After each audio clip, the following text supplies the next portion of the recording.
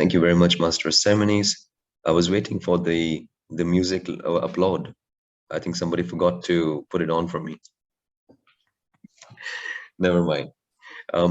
Thank you very much for the introduction.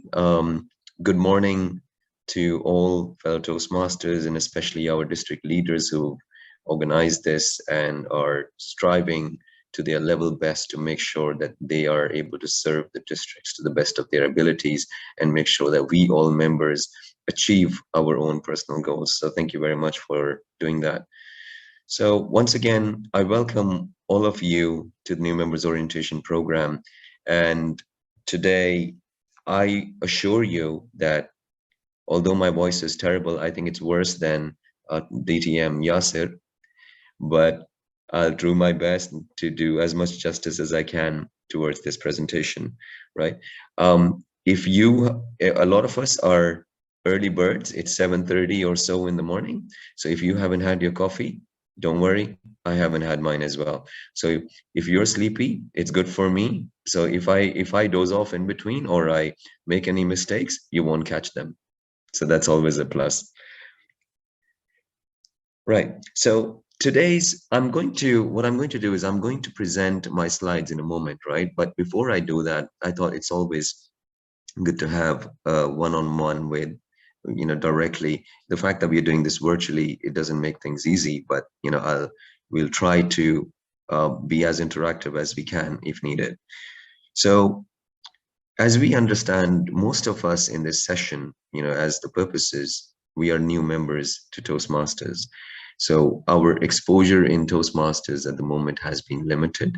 We are most probably club members and we have attended a couple of meetings. We've seen how the club meetings are structured, how the various kinds of assignments are carried out, how the role models are in terms of the executive committee, what roles are available and what leadership opportunities you can avail at a club level, right? What I am trying to do today is give you a flavor of what else you can do in Toastmasters. So as you must have seen in the agenda, the topic in itself is going beyond your club, right? Let me take a step back. When we all joined Toastmasters, for me, it's been 22 years, and the sole objective of joining any club for all of us is number one, self-development, right? We come in with the goal. We want to achieve that goal so that we are able to become better communicators and better leaders in our societies, at our workplace, and so on. So the objective always remains the same. What we do in Toastmasters is we need to understand what are the various avenues that are available for us to achieve our own perspective and our objective of self-development. The first phase is definitely the club. Everybody enters Toastmasters via a club, right? And the club, within the club, you get introduced to pathways in terms of, what type of speeches and presentations and debates and evaluations and table topics and all the various self-development assignments that are part of the program that help you and basically hold your hand, as they have been enhanced now, hold your hand and take you through a journey in terms of where you want to be and which area you want to excel in. So that program, of course, is the overarching backbone of Toastmasters. But while you're here, what Toastmasters has done, and which is beautiful, is they have created many more avenues and opportunities for Toastmasters to avail and take benefit from, right? So when you enter Toastmasters as a member of a club and you plan to go beyond your club to understand what else you can learn in this organization, is what I'm going to speak to you about today, right? So let me project my screen.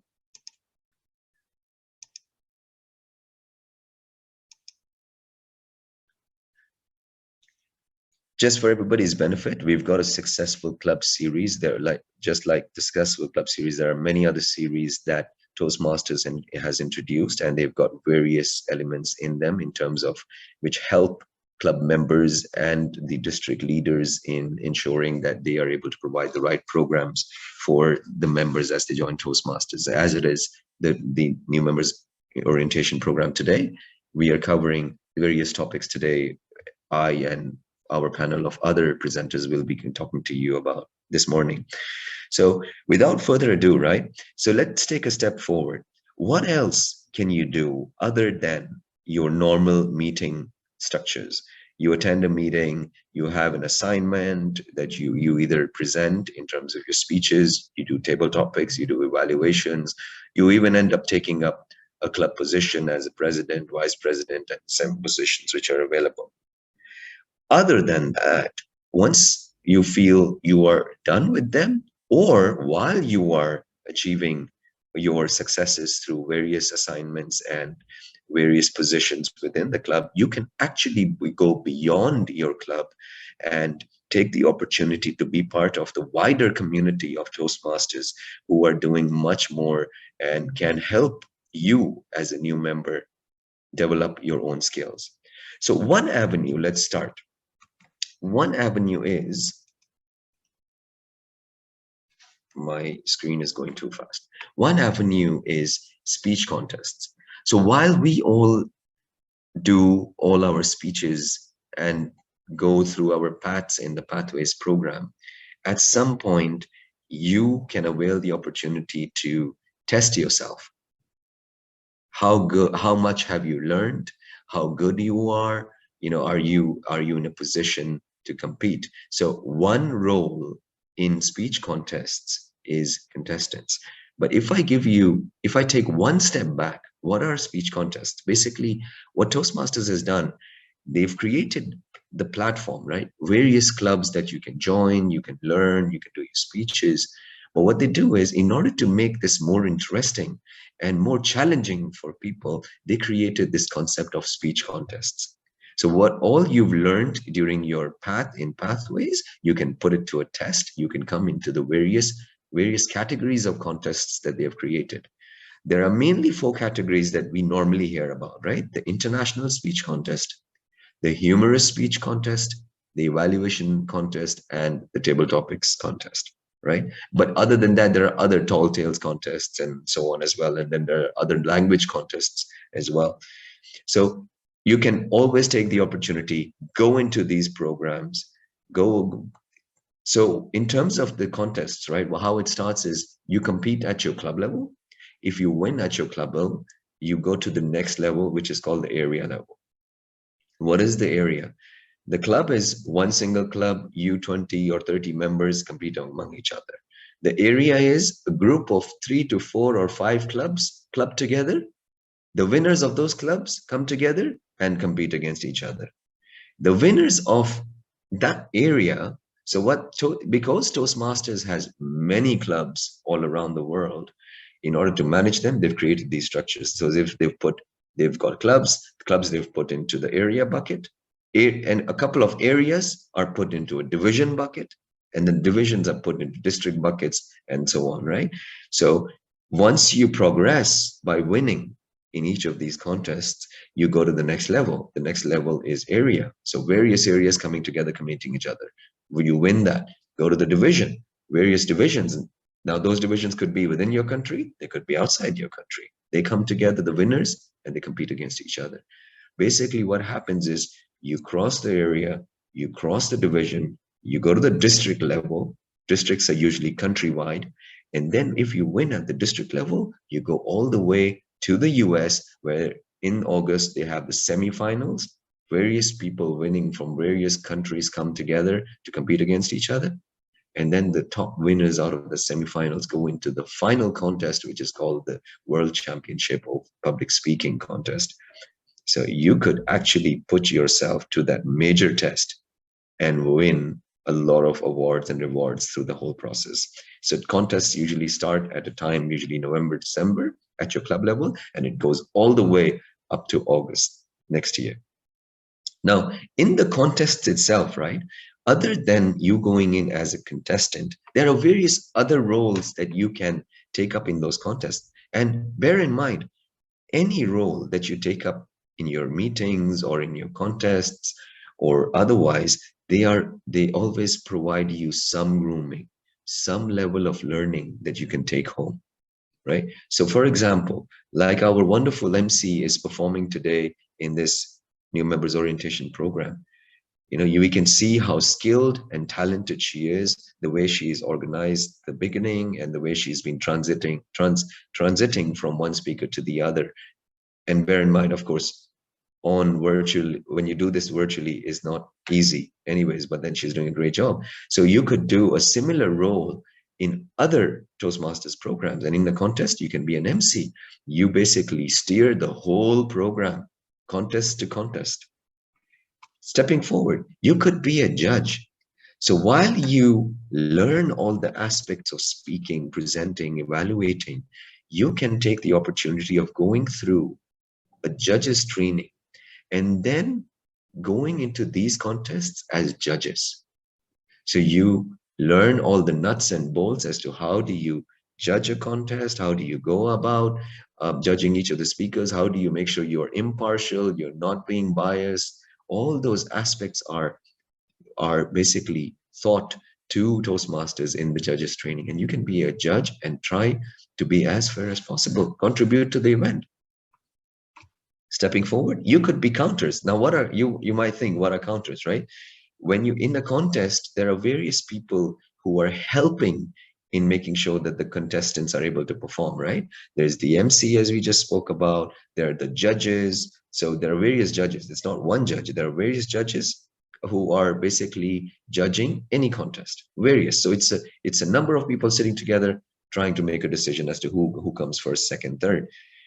So, and there are timers as well, right? So these counters are a very valuable addition in these contests, because they are the ones who basically coordinate the efforts. They are the ones who pick up the ballots from the judges, the timers, and everybody, in order to make sure that they are able to coordinate the effort and then end up announcing the results at the end. So very, very important role in contests. Then there are timers, as I just mentioned. Timers make sure that they time the whole event. As we have a timer today, she's showing us colors just to make sure that we don't go over our time limits. Just like that, we have timers in a contest. Each contestant is timed, and those times are provided to the judges and chief judge to evaluate whether is the person in or out. If the person has basically gone over time, then that person is disqualified. So quite challenging to be in a contest, right? And then you have sergeant-at-arms, the people who basically manage the whole event. They are the ones who are letting people in and out, taking people in the isolation rooms for table topics contests, basically making sure the discipline of the whole event is taken care of. So that's another very important role that's very essential in any contest. And of course, not to mention, if you're not part of any of those assignments in a contest, you're an audience. If you go into any such programs, even if it's your club meeting or a contest or any other program in Toastmasters, as an audience, your job is to listen and grasp as much as you can, because attending these programs is an opportunity to learn. And of course, it adds up to your original goal of joining Toastmasters, right? Self-development. Self-development is not only by performing, it's also by listening. You watch and learn. You listen and you get ideas. You listen, you understand what needs to be done. So listening is also a very important aspect here. So let me take a step forward, right? Other than this, you could do club meetings, and then you also do contests. What else is there in Toastmasters for you? There are leadership opportunities. If you recall, when I was talking about contests, I gave a very high level overview that, there are clubs are bucketed into areas are bucketed into divisions are bucketed into districts are, and so on and so forth. And it goes all the way up to Toastmasters International, right, in the US. So what do you think why are these areas and divisions and districts really created? The object is to coordinate the efforts. Toastmasters has set up their program, right? The Pathways program, right, which goes right all the way to the club level. But you always need some people to monitor how are clubs really doing. Are they doing what they're supposed to be doing in terms of the Toastmasters international policies? Are they implementing the Pathways program the way it should be? Are members who join Toastmasters and they take an oath and so on, are they really benefiting? Are the meetings at each club level really being conducted in the quality that they should be? And so on and so forth, right? And Toastmasters sitting in the US cannot go directly to all those thousands of clubs around the world to see how they're doing. So what they do is they make a hierarchy, just like in a company. In the company, the lowest level staff is not managed by the CEO. The CEO has his own senior management team, and then the senior management team have their own management teams, and the management teams have their own team members who do the nitty-gritties of the job. But what happens? Reports go from the lowest level to the upper level to the senior management level to the CEO and to the board of directors, as a structure may be. So that hierarchy is set to help Toastmasters do two things. One, monitor the clubs, and two, provide additional opportunities for Toastmasters to, other than learning, developing their speaking and communication skills, they develop their leadership skills as well.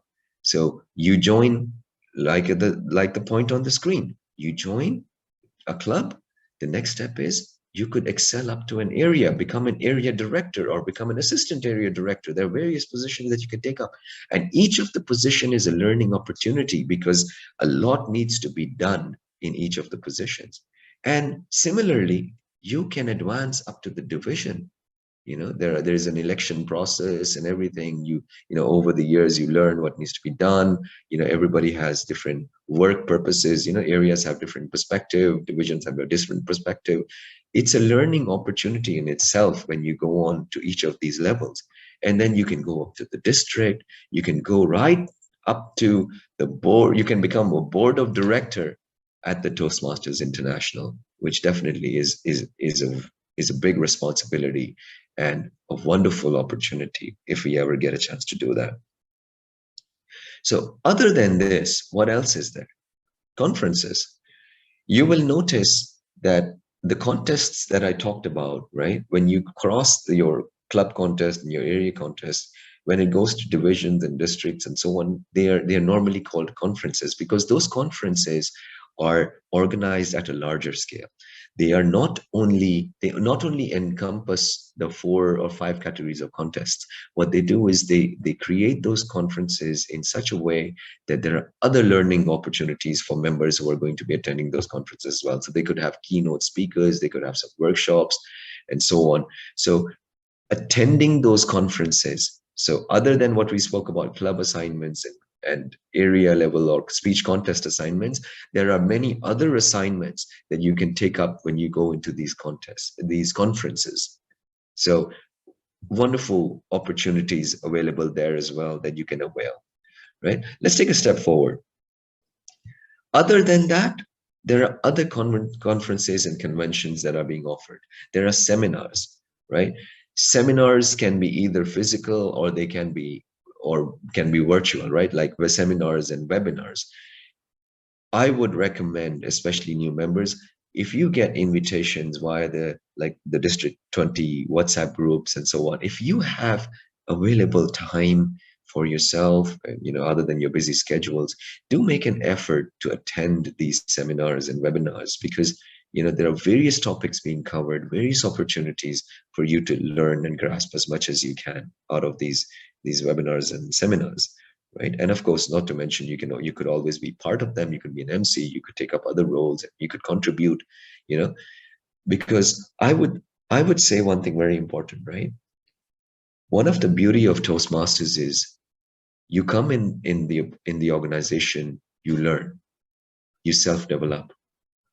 The other best part of the organization is you get the opportunity to give back to the society what you've learned through these conferences, all the programs like youth leadership programs, speechcraft programs, that when you extend Toastmasters to other communities and other members of the society, you get the opportunity to give back to the society what you've learned, which is definitely a very wonderful humanitarian act that we are all responsible to do, right? Then we have, again, this is just a repetition, speech contests that you can contribute in. Another very important point. This is called camaraderie, right? In simple words, when you go to these conferences or speech contests or any other programs that you're invited to, other than the learning opportunities, another beautiful part of these gatherings is the various types of people you meet. They could be coming from various backgrounds in terms of nationalities. They would be coming from various industries that they work in, varied types of people with their knowledge and skills that they bring with them when they join Toastmasters, right? Great opportunity to connect. When we go to these conferences, other than being an audience and so on, make it a point to walk up to somebody. If you saw somebody on stage, somebody has done a great job, in terms of a presentation and so on. If you make an effort and you go and speak to that person, give a compliment, and then, make a connection. You've got a connection in Toastmasters, and not to mention connections are always helpful otherwise. A lot of people have got jobs because of Toastmasters connections. A lot of people have got emergency situations resolved because of Toastmasters connections. So it's always a benefit to be, that you can avail out of these events that you attend.